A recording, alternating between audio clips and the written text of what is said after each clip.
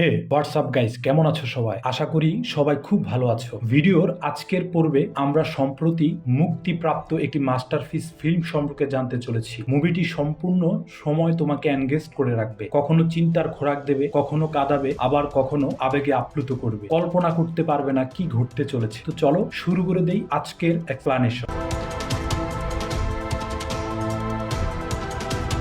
আধুনিক রোমান্সের প্রেক্ষাপটে বর্তমান সময়ে প্রেমের সম্পর্কে বিশ্বাসঘাতকতা খুবই সাধারণ একটি বিষয় হয়ে দাঁড়িয়েছে। কখনো মেয়েরা এই ধরনের প্রতারণা করছে, আবার কখনো ছেলেরা। তবে এক সাইকোপ্যাথিক কিলার এমন ঘটনাগুলোর পরপরই মেয়েদের টার্গেট করে মেরে ফেলছে। সে তার শিকারদের বিভিন্ন উপায়ে প্রলুব্ধ করে, কখনো ভালোবাসার ফাঁদে ফেলে বা কখনো টেডি বিয়ারের মাধ্যমে তাদের হত্যা করছে। শুধুমাত্র হত্যা নয়, সে চোখ তুলে নেওয়ার মতো ভয়াবহ কাজও করছে এবং রাসায়নিক ব্যবহার করে জীবন্ত স্ট্যাচু বানিয়ে দিচ্ছে। সম্মানিত দর্শকবৃন্দু, আপনাদের সাথে আজ আলোচনা করতে আগ্রহী এমন একটি সাইকোলজিক্যাল থ্রিলার মুভি নিয়ে, যার নাম বাগিরা। এই চলচ্চিত্রটি গত ৩ মার্চ মুক্তিপ্রাপ্ত হয়। এখনো এর হিন্দি ডাবিং উন্মুক্ত হয়নি, তবে আমি আপনাদের জন্য এই মুভিটির বিস্তৃত বিশ্লেষণ নিয়ে উপস্থিত হয়েছি। এই থ্রিলারের মূল রহস্য হলো কেন একজন সাইকো কিলার বারবার মেয়েদের হত্যা করছে। এই প্রশ্নের উত্তর জানতে হলে আপনাদের ভিডিওটির শেষ পর্যন্ত ধৈর্য ধরে থাকতে হবে। এখানে উল্লেখযোগ্য আরেকটি বিষয় হলো মুভিতে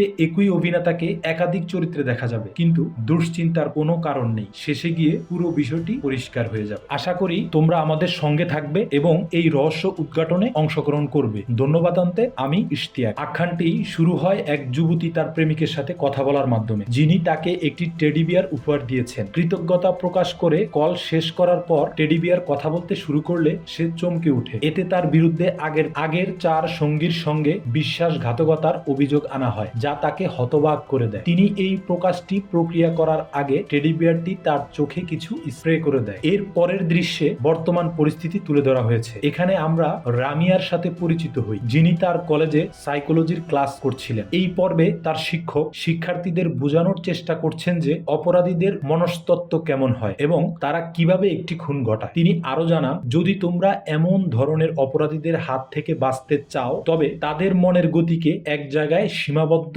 রাখতে হবে, অর্থাৎ কথার জাল বিস্তৃত করে তাদের মনোযোগ অন্যদিকে সরিয়ে দিতে হবে। এরপর আমরা একটি দম্পতিকে দেখতে পাই। জেবা এবং তার স্ত্রী তাদের হানিমুন উদযাপন করার জন্য শ্রীলঙ্কায় যাচ্ছিলেন। যাত্রা পথে জেবার স্ত্রী কিছুটা অস্বস্তি অনুভব করেন এবং বাড়ি ফেরার অনুরোধ জানান। তবে জেবা তাকে ভুল আশ্বাস দেন। গাড়ির গতিপথ চালিয়ে যেতে থাকেন এবং বলেন, দেখো তো টায়ারটি পাংচার হয়েছে কিনা। জানালা দিয়ে মাথা বের করে দেখে যে গাড়ির টায়ারে কোনো সমস্যা নেই। এরপর যখন সে পুনরায় গাড়ির ভেতরে ফিরে আসতেই যাবে, তখনই জেবা তার পায়ে চাপ দিয়ে স্ত্রীর মাথাটি জানালার বাইরে ধরে রাখে। স্ত্রী বারবার মুক্তি পাওয়ার আকুতি জানালেও জেবা নিঃসংকোচ থাকে। ফলে ল্যাম্পপোস্টের সাথে সংঘর্ষে স্ত্রীর মর্মান্তিক মৃত্যু ঘটে। তার শরীর থেকে মাথাটি আলাদা হয়ে যায়। জেবারের অতীতের একটি ভয়ঙ্কর ঘটনার কিছু ঝলক তখন আমরা প্রত্যক্ষ করি। এর পরপরই কাহিনী পুনরায় ফ্ল্যাশব্যাকে ফিরে যায়, যেখানে ৪ যুবতী বেদাবলী, রেনু, পল্লবী এবং আলিয়া আড্ডায় মগ্ন ছিল। তারা তাদের বান্ধবীদের সাথে তাদের বয়ফ্রেন্ডদের প্রসঙ্গে আলোচনা করছিল। কোথায়, কখন এবং কিভাবে প্রথম সাক্ষাৎ হয়েছিল সেই বিষয়ে বিশদ বিবরণ দিয়েছিল। এই ৪ জনের বয়ফ্রেন্ডের নাম হলো, বেদাবলীর বয়ফ্রেন্ডের নাম পারসাথী, আর রেনুর বয়ফ্রেন্ডের নাম হলো রাহুল, এবং পল্লবীর বয়ফ্রেন্ডের নাম হলো হারিস, এবং আলিয়ার বয়ফ্রেন্ডের নাম হলো ধ্রুব। এখানে সবচেয়ে আশ্চর্যজনক বিষয় হলো যে ৪ জন মেয়ের বয়ফ্রেন্ড একজনই ছিল, যার নাম বাগিরা। এরপর আমরা স্বপ্না নামের একটি মেয়েকে দেখতে পাই, যিনি তার চোখে ড্রপ দেওয়ার জন্য পার্লার থেকে একজনকে বাড়িতে ডাকেন। কিন্তু সেখানে বাগিরা প্রভু দেবীর রূপ নিয়ে উপস্থিত হয় এবং চতুরতার সঙ্গে স্বপ্নাকে মিথ্যা কথায় ফাঁসিয়ে নেয়। পরবর্তীতে প্রভু দেবী স্বপ্নার চোখে ড্রপের পরিবর্তে সুপারগুলো দেয়, যার ফলে সাথে সাথে মেয়েটির চোখ বন্ধ হয়ে যায়। পরবর্তীতে প্রভু দেবী নৃত্যের মধ্যে সম্পূর্ণ ঘরে পেট্রোল ছড়িয়ে আগুন লাগিয়ে দেন এবং তারপর ওই মহিলাকে আগুনে ফেলে দেন। এই ঘটনা প্রবাহ থেকে স্পষ্ট প্রতীয়মান হয় যে প্রভু দেবীর অর্থাৎ বাগিরার সাথে স্বপ্নার পূর্ব থেকেই কোনো শত্রুতা ছিল। সম্ভবত সেই কারণেই তিনি মহিলাটিকে এত অকথ্য যন্ত্রণায় হতাহত করেন। পরে দেখা যায় একজন মুখোশধারী ব্যক্তি একটি মেয়ের বাড়ির সামনের অংশে একটি টেডি বিয়ার রেখে যান। ঠিক সেই সময় মেয়েটি তার বয়ফ্রেন্ডের সাথে বাড়ির সামনে আসে এবং ছেলেটি তাকে বলে যে সে এই উপহারটি দিয়েছে। আনন্দিত ভাবে মেয়েটি এই টেডি বিয়ারটিকে ঘরে নিয়ে যায়, কিন্তু পুতুলটি হঠাৎই শোনাতে শুরু করে, তুমি ৩ জন পুরুষের সঙ্গে বিশ্বাসঘাতকতা করেছো। এটা শুনে মেয়েটা অত্যন্ত বিস্মিত হয়। কিছু বোঝার আগেই পুতুলটি তাকে স্প্রে করে অজ্ঞান করে দেয়, যা আমরা ছবির প্রাথমিক দৃশ্য দেখেছিলাম। এরপর টেডি বিয়ারটি একটি হাতুড়ি নিয়ে এসে তাকেও হত্যা করে। এর পরবর্তী দৃশ্যে আমরা দেখতে পাই যে ঘটনাস্থল বদলে গিয়েছে মুম্বাইয়ে, যেখানে ছবির প্রথম দিকে দেখানো 4 কন্যাদের মধ্যে আলিয়া নামক মেয়েকে কিছু গুন্ডা হয়রানি করার চেষ্টা করছে। ঠিক সেই মুহূর্তে ধ্রুব সেখানে উপস্থিত হয় এবং আলিয়া তাকে তাদের কাছ থেকে রক্ষা করার অনুরোধ জানায়। আলিয়ার কথায় সাড়া দিয়ে ধ্রুব ওই গুন্ডাদের ভালো মতো শাসন করেন এবং ওই স্থান থেকে তাড়িয়ে দেন। ধ্রুবের সাহসিকতায় অভিভূত হয়ে আলিয়া খুবই ইমপ্রেসড হয়ে যায় এবং তাদের সম্পর্ককে আরো গভীর করার জন্য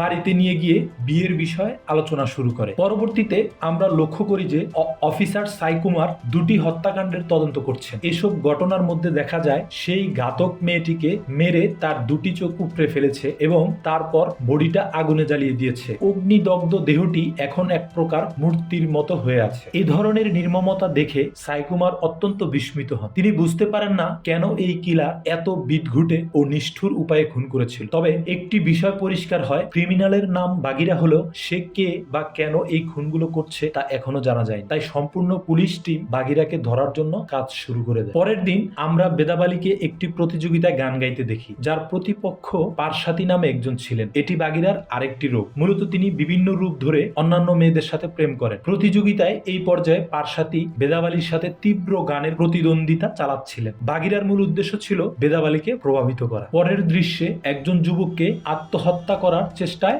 দেখা যায়, তবে তার বন্ধু এসে তাকে রক্ষা করে এবং আত্মহত্যার কারণ জিজ্ঞেস করলে যুবকটি জানায় যে সে একটি মেয়েকে গভীরভাবে ভালোবাসতো, কিন্তু সেই মেয়েটি অন্য এক ছেলের সাথে রাতের স্বাক্ষরে প্রবৃত্ত হয়েছিল, যা সে ভিডিও করেছে। তার বন্ধু তাকে পরামর্শ দেয় বাগিরা নামক একটি অ্যাপ্লিকেশনে আবেদন করতে, যেখানে তার গার্লফ্রেন্ডের নাম ও ধোঁকা দেওয়ার প্রমাণ আপলোড করলে অটোমেটিক্যালি কেউ তার গার্লফ্রেন্ডকে হত্যা করবে এবং এর মাধ্যমে যুবকটির প্রতিশোধ সম্পূর্ণ হবে। উপদেশ শুনে ওই যুবক ভিডিওটি অ্যাপে আপলোড করে প্রতিশোধ নেওয়ার জন্য। পরে রামিয়াকে মোবাইলে কারো সাথে কথা বলতে দেখা যায়। যখন দেবা সেখানে উপস্থিত হয়, দেবা রামিয়ার ফেসবুক ফ্রেন্ড, যিনি মনোবিজ্ঞান বিষয়ে ভালো লেখালেখি করে এবং যার লেখা দেখে রামিয়া প্রশংসাও করে। কিন্তু আসলে দেবাও বাগিরার আরেকটি পরিচয়। এখন তার লক্ষ্য হলো রামিয়াকে প্রভাবিত করা এবং প্রেমে জড়ানো। ওই সময় পল্লবী নামের আরো একজন মেয়েকে দেখা যায়, যাকে বাগিরা হারিস নামে পরিচিত চরিত্রটির মাধ্যমে প্রেমের জালে আবদ্ধ করে রেখেছে। পরবর্তীতে হারিস পল্লবীর বাবার সঙ্গে সাক্ষাতের উদ্দেশ্যে তাদের বাড়িতে যায়, কিন্তু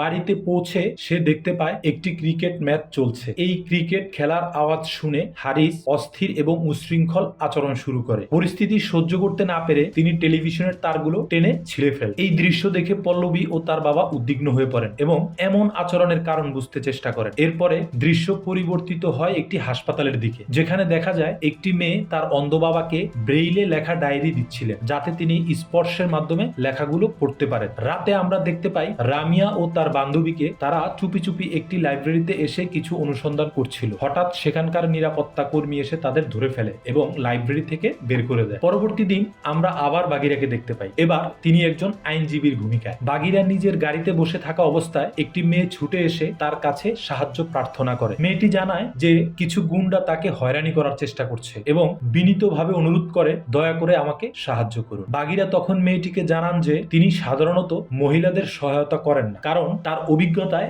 মেয়েরা বহু সময় পুরুষদের প্রেমের জালে ফাঁসিয়ে প্রতারণা করতে পারে। ঠিক তখনই ওই গুন্ডারা পিছন থেকে উপস্থিত হয়। মেয়েটি দ্রুত বলেন যে সে এই ধরনের নারী নয় এবং বিগত 8 বছর ধরে একজনকেই ভালোবাসে। এই কথা শুনে বাগিরার মন পরিবর্তন হয়। তিনি বুঝতে পারেন মেয়েটি সত্যিই ভালো এবং ইমানদার প্রকৃতির। পরবর্তীতে তিনি গুন্ডাদের কাছে মেয়েটিকে ছেড়ে দেওয়ার জন্য বিনীতভাবে অনুরোধ করেন, তবে তারা বরং বাগিরাকে একটি খুঁটির সাথে বাঁধে। বন্দী অবস্থা থেকে মুক্ত হয়ে বাগিরা সকল গুন্ডাদের কঠোর শাস্তি দেন। শেষে মেয়েকে তার প্রেমিকের হাতে তুলে দিয়ে নিজের কর্তব্য পালন করে। এক রাতে দেখা যায় একটি অচেনা ব্যক্তি একটি টেডি বিয়ার অপর আরেকটি মেয়ের বাড়ির সামনে রেখে যাচ্ছে। এই মেয়েটির নাম বর্ষণী এবং আজ তার জন্মদিন। তার বয়ফ্রেন্ড তাকে এই টেডি বিয়ার উপহার দিয়েছিল। আগে যা ঘটেছে এখানেও সেই ধরনের ঘটনার পুনরাবৃত্তি হয় এবং বর্ষণীকেও নৃশংসভাবে হত্যা করা হয়। এরপর আমাদের হায়দ্রাবাদের একটি হাসপাতালে নিয়ে যাওয়া হয়, যেখানে আমরা রেনুকে দেখি। সে তার বয়ফ্রেন্ড রাহুলের জন্য অপেক্ষা করছিল।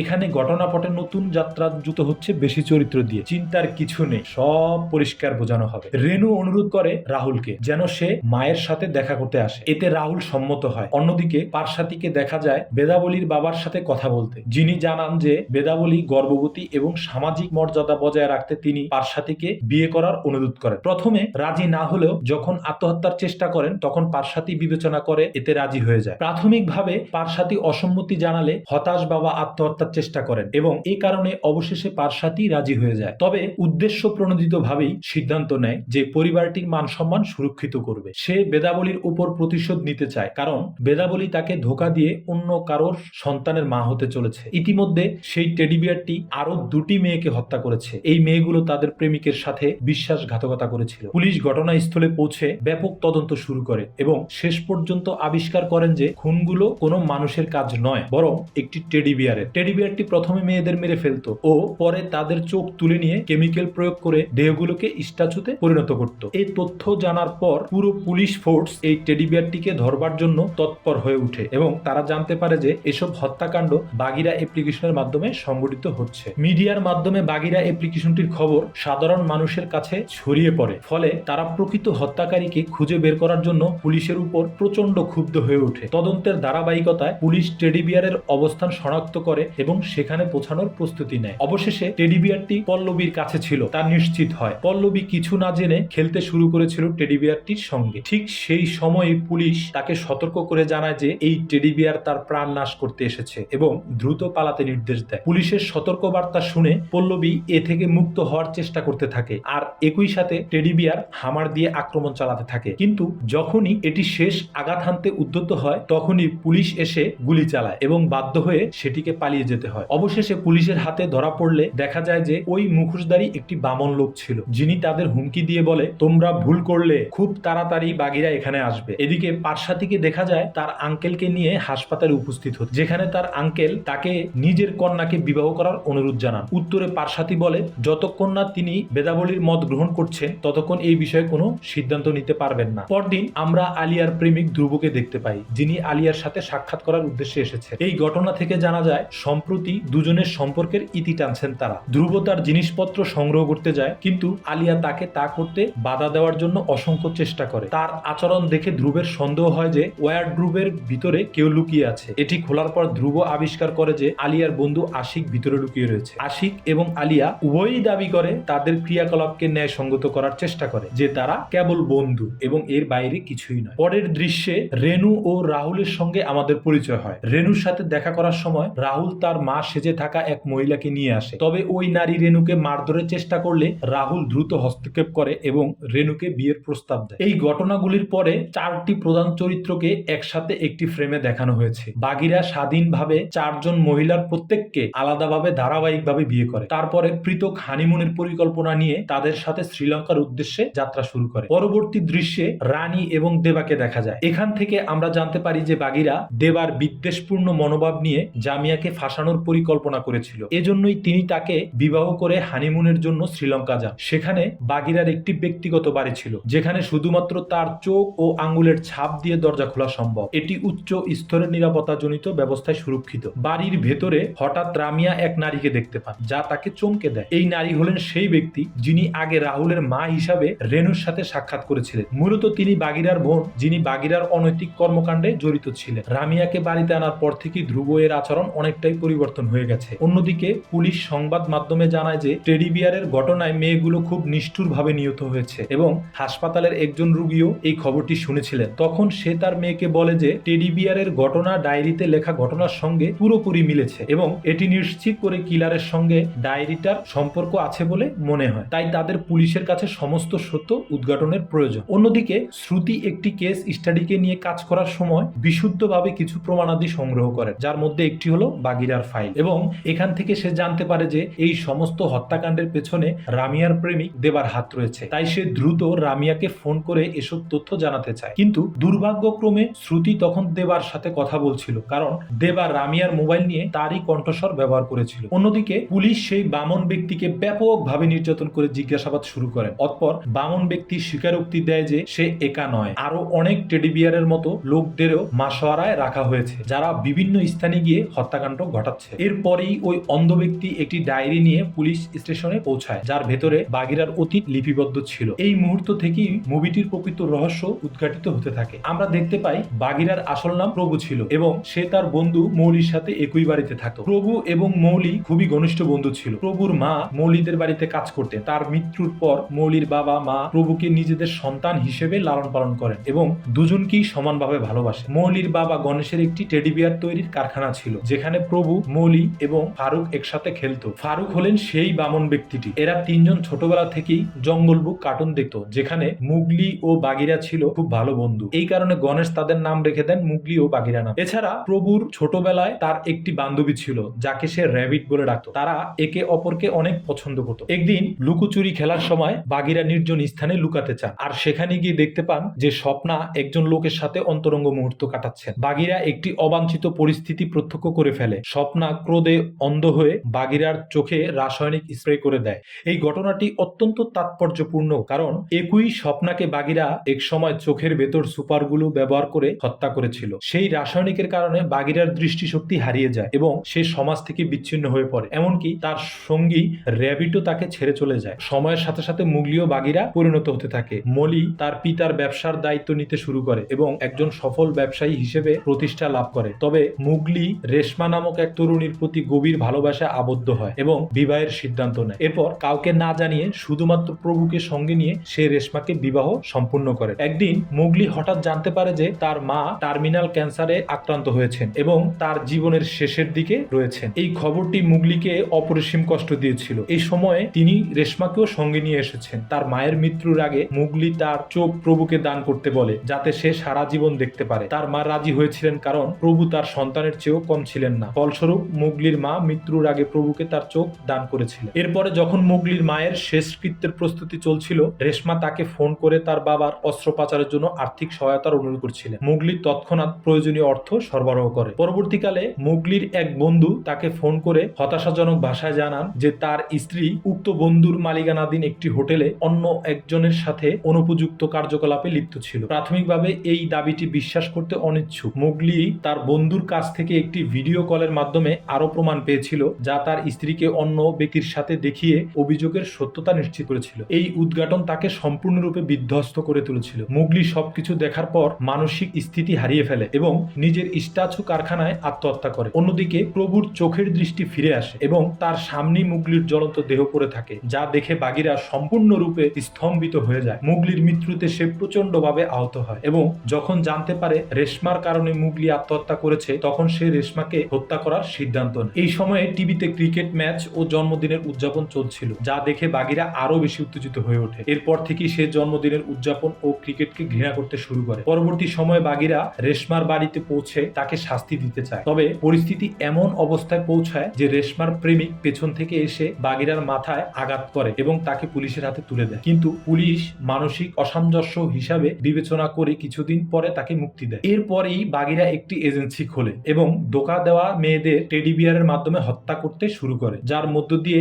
সে বিশেষ আনন্দ অনুভব করছিল, কারণ তিনি প্রতারণাকারী মেয়েদের রেশমার সাথে তুলনা করে শাস্তি দিচ্ছিলেন। এদিকে বর্তমানে শ্রুতি বাগিরার একটি প্রমাণ অফিসার সাইকোমারের কাছে উপস্থাপন করেন, যা তিনি সেই রাতে কেস স্টাডির সময় পেয়েছিলেন। এছাড়াও তিনি জানান যে বাগিরা এই মুহূর্তে তার বান্ধবীর সাথে হানিমুন করতে শ্রীলঙ্কাতে আছে। এসব তথ্য জানার পর পুলিশ দ্রুত তাকে গ্রেপ্তার করার জন্য উদ্যোগ নেয়। অন্যদিকে পরের দিন ঋতু নামক বন্ধু রামিয়ার সাথে দেখা করার জন্য শ্রীলঙ্কায় আসে। এটি দেখে বাগিরার প্রচন্ড ক্ষুব্ধ হয়, কারণ তার পরিকল্পনা মোতাবেক তাকে তাড়াতাড়ি রামিয়াকে হত্যা করতে হবে। এই সময়ে যখন রামিয়া এবং ঋতু কথা বলছিলেন, তখন টিভিতে ক্রিকেট ম্যাচ দেখানো হচ্ছিল, যা শুনে বাগিরা অস্বাভাবিক আচরণ শুরু করে এবং মহা প্রচেষ্টা চালিয়ে টেলিভিশনটি ভেঙে ফেলে। এটি দেখে রামিয়া ও ঋতু খুবই আতঙ্কিত হয়ে পড়ে। ঋতু তখন বলেন, তোমার স্বামী মানসিকভাবে অসুস্থ হয়ে গেছে, তুমি এত বড় ভুল কিভাবে করেছো? তুমি তো একজন মনোবিজ্ঞানের ছাত্র। এমন মন্তব্যগুলো শুনে এখন রামিয়া নিজেও দেব সম্পর্কে সন্দেহ করতে শুরু করে দেয় এবং দেবের কেস স্টোরি নিয়ে পুনরায় তদন্ত শুরু করে। এতে তিনি ক্রমশ সবকিছু জানতে পারেন এবং বিপদের আশঙ্কায় নিজের ব্যাগ গুছিয়ে পালানোর প্রস্তুতি নিতে থাকে। তবে যখন সে ঋতুকে খুঁজে বের করার চেষ্টা করেছিল, তখন তাকে কোথাও পাওয়া যায়নি। আর যখন রামিয়া বাইরে যাচ্ছিল, ঠিক সেই মুহূর্তে বাগিরা হাতে রক্ত নিয়ে ঘরে প্রবেশ করে। রামিয়া জিজ্ঞাসা করে, ঋতু কোথায়? উত্তরে বাগিরা বলে যে ঋতু চলে গেছে। এই কথা শুনেই রামিয়া বুঝতে পারে যে নিশ্চয়ই বাগিরা ঋতুর সঙ্গে কিছু করেছে। এই অবস্থায় এক জন্মদিনের গান গাইতে গাইতে রামিয়া একটি ছুরি হাতে তুলে নেয় এবং বাগিরার সামনে দাঁড়িয়ে পড়ে। কিন্তু হঠাৎই বাগিরা একটি বোতল দিয়ে দিয়ে আঘাত করে তার মাথায় এবং সেই আঘাতে রক্ত ঝরতে শুরু করে। পরবর্তীতে ফার্স্ট এড কিট নিতে গিয়ে ফিরে এসে দেখে সেখানে আর কেউ নেই। বাগিরার আচরণ ক্রমশ সাইকোপ্যাথিক ধাঁচ ধরে নিচ্ছে এবং সে প্যানিক মুডে রামিয়াকে খুঁজতে থাকে যাতে তাকে হত্যা করতে পারে। এর মধ্যেই তাদের মধ্যে সংঘর্ষ চলতেই থাকে। শেষ পর্যন্ত এক ভীতু সন্ত্রস্ত পরিস্থিতিতে জর্জরিত হয়ে রামিয়া আবিষ্কার করে প্রকৃত সত্যটি। বাড়িটির সব জানালা ও দরজা বন্ধ রেখে টাক মাথায় বেরিয়ে সবার থেকে আলাদা বসে রয়েছে। মানসিক ভারসাম্যহীন অবস্থায় স্পষ্ট হওয়া এমন একটা পরিবেশ দেখা দেয় যা দেখে প্রচন্ড ভয় গ্রাস করতে থাকে। তাই রাতের বেলায় রামিয়া গোপন কক্ষে লুকিয়ে পড়ে। সেখানে গিয়ে সে অনেক স্ট্যাচু দেখতে পায় যাদের এমন অবস্থায় নিয়ে এসেছিল বাগিরা। প্রকৃতপক্ষে এগুলো ছিল সেই মহিলা যারা বাগিরার সাথে বিবাহ বন্ধনে আবদ্ধ হয়ে অবশেষে মৃত্যুবরণ করে। আমরা বুঝতে পারি যে বাগিরা মহিলা সবাইকে প্রেমের ফাঁদে ফেলে জীবিত অবস্থায় তাদের স্ট্যাচু বানিয়ে নৃশংসভাবে হত্যা করত। বাইরে থেকে ফিরে এসে একটি গাড়িতে করে রামিয়াকে খুঁজতে থাকে এবং সাইকো হবার কারণে তার ভ্রাতা মুগলিকে কল্পনা করতে শুরু করে। তারা দুজনই উন্মত্তভাবে হাসছিল এবং কথাবার্তা বলছিল। এরপর রামিয়া একটি ফ্যান দেখে ঘটনাস্থল ত্যাগ করার চেষ্টা করলে তার বান্ধবী ঋতুকে ওই স্থানেই মৃত অবস্থায় পড়ে থাকতে দেখে। এরপর বাগিরা রামিয়াকে ধরে এক পুতুল তৈরির মেশিনে বাঁধে এবং হত্যার পরিকল্পনা করতে থাকে। ঠিক তখনই নিজের মনস্তাত্ত্বিক বিদ্যা দিয়ে পরিস্থিতি মোকাবেলার চেষ্টাকালে রামিয়া বলে যে সে তাকে ধোঁকা দেয়নি এবং জানায় যে আশেপাশেই তার বন্ধু মুগলিকে দেখছে। তিনি চেষ্টা করেন বিভ্রান্ত করার জন্য, বলেন আমি তো তোমাকে ধোঁকা দেইনি আর আমি তোমার বন্ধু মুগলিকে এখানে দেখছি। রূপালী মন্তব্যটি প্রত্যাখ্যান করতে থাকেন এবং বলতে বাধ্য হন তুমি মিথ্যা বলছো। এরপরে বলা হয় ফোন দিয়ে আবার পরীক্ষা করা হয়। এখানে রঞ্জিত নিশ্চিত করেছেন যে ভিডিও আপলোড করেছিলেন মৃত্যু ঘটানোর জন্য। আসলেই রামিয়ার এখানে কোনো ভুল ছিল না। আমি তাকে প্রস্তাব দিয়েছিলাম কিন্তু সে আমাকে প্রত্যাখ্যান করেছে। আমার ইচ্ছা ছিল বাগিরা তাকে হত্যা করুক। এসব শোনার পর বাগিরা রঞ্জিতের উপর প্রচন্ড ক্ষুব্ধ হয় এবং নিজের প্রতি ঘৃণা করতে শুরু করে। সে ভাবতে থাকে কিভাবে এই রকম একটি বড় ভুল ঘটলো রামিয়ার সাথে। এখানে রামিয়া উল্লেখ করে যে যদি মেয়েরা ছেলেদের প্রতারণা করে তাহলে সেটা অমার্জনীয় মনে হয়, কিন্তু যখন ছেলেরা মেয়েদের প্রতারণা করে তা তেমন গুরুত্ব পায় না। আর বাগিরা যেসব মেয়েদের খুন করেছে সেটাও তো এক ধরনের ধোঁকা ছিল। এর বিচার কি হবে? রামিয়া আরো বলে যে প্রতিটি মেয়েরই তার জীবন সঙ্গী নির্বাচন করার অধিকার রয়েছে এবং এতে কাউকে ছাড়লেও তার সেই পূর্ণ অধিকার আছে। এসব কথা শুনে মুগলি ব্যথিত হয়ে এবং হতাশ হয়ে চলে যায়। যদিও বাকিটা গল্প শুধুমাত্র কল্পনা করা হচ্ছে কিনা সেটা স্পষ্ট নয়, তবে রামিয়া জানায় তুমি হয়তো জানো না যে আমি তোমার ছোটবেলার বান্ধবী র্যাবিট। যে ব্যক্তি তাকে ছেড়ে চলে গিয়েছিল সে সম্পর্কে বাগিরা প্রথমে সংশয় প্রকাশ করে। রামিয়া তখন তার ছোটবেলার বিশেষ কিছু স্মৃতি মনে করিয়ে দেয় যেগুলি কেবল তাদের দুজনের মধ্যেই ছিল। এই কথোপকথনের পর বাগিরাও বুঝতে পারে যে সে একটি বড় ভুল করেছে। অবিলম্বে সে রামিয়ার হাত পা থেকে বাঁধন খুলে দিয়ে ক্ষমা প্রার্থনা করে। পরে বাগিরা নিজ ইচ্ছায় পুলিশের কাছে আত্মসমর্পণ করে, যদিও মানসিক সমস্যার কারণে পুলিশ খুব দ্রুত তাকে মুক্তি দেয়। এরপর গল্প আমাদের 25 বছর পরের সময় নিয়ে যায়। এখানে আমরা দেখতে পাই বাগিরার ছেলে মুগলি এখন অনেক বড় হয়ে গেছে। আকর্ষণীয় ব্যাপার হলো মুগলির পকেটে একটি ছুরি আছে যা দেখে বাগিরা জানতে চায় এর কারণ কি। মুগলি উত্তরে বলে যে তার বান্ধবী তাকে বিয়ে করতে রাজি নয় এবং মনে হয় সে অন্য কাউকে পছন্দ করছে, তাই তিনি বিষণ্ণতায় এসব ভাবছে এবং সৃষ্ট প্রেক্ষাপটে উদ্বিগ্নতার চিন্তাধারা ব্যক্ত করছে। এই প্রক্ষিপ্ত মাধ্যমে ঘটনা ভ্রমণের সচেতনতা বৃদ্ধি ও সামাজিক প্রত্যয়ের বিষয়টি গুরুত্ব সহ তুলে ধরা হয়েছে। এই দৃশ্য দেখে বাগিরাও গভীর চিন্তায় পড়ে যায়। সে তার সন্তানকে বলে তুমি একটি কাজ করো, আমাকে তোমার প্রেমিকার পরিবারের সাথে দেখা করো, আমরা কথোপকথন করি এবং সমাধানের চেষ্টা করি। এরপর মুগলির প্রেমিকা জানায় যে তার মা এই বিবাহে সম্মতি দিচ্ছেন না। তখন বাগিরা বলেন তুমি তোমার মাতাকে ডেকে আনো। যখন তার মা আসেন বাগিরা অত্যন্ত বিস্মিত হন, কারণ এটি আর কেউ নন স্বয়ং রেশমা, যিনি বাগিরার ভাই মুগলির সাথে প্রতারণা করেছিল। অবিলম্বে বাগিরার পুরনো স্মৃতিগুলো উজ্জীবিত হয় এবং ক্রোধের অগ্নিতে তিনি উত্তপ্ত হয়ে ওঠেন। পেছনে থাকা ছুরিটি বের করে রেশমার মাথা শরীর থেকে আলাদা করে ফেলেন। এখানেই সিনেমাটি সমাপ্ত হয়। প্রিয় দর্শক বৃন্দ, আশা করি মুভিটি আপনাদের ভালো লেগেছে। যদি আপনারা সত্যি মুভিটিকে উপভোগ করেন তবে দয়া করে একটি লাইক দিন। এছাড়া আপনার মন্তব্যের মাধ্যমে আমাকে উৎসাহিত করতে ভুলবেন না, কারণ একটি ভিডিও প্রস্তুতিতে অনেক পরিশ্রম করতে হয় এবং আপনাদের সমর্থনে সেই পরিশ্রম সার্থক বলে মনে হয়। আরো চমৎকার মুভির গল্প পেতে আমাদের চ্যানেলটি অবশ্যই সাবস্ক্রাইব করুন। ধন্যবাদ।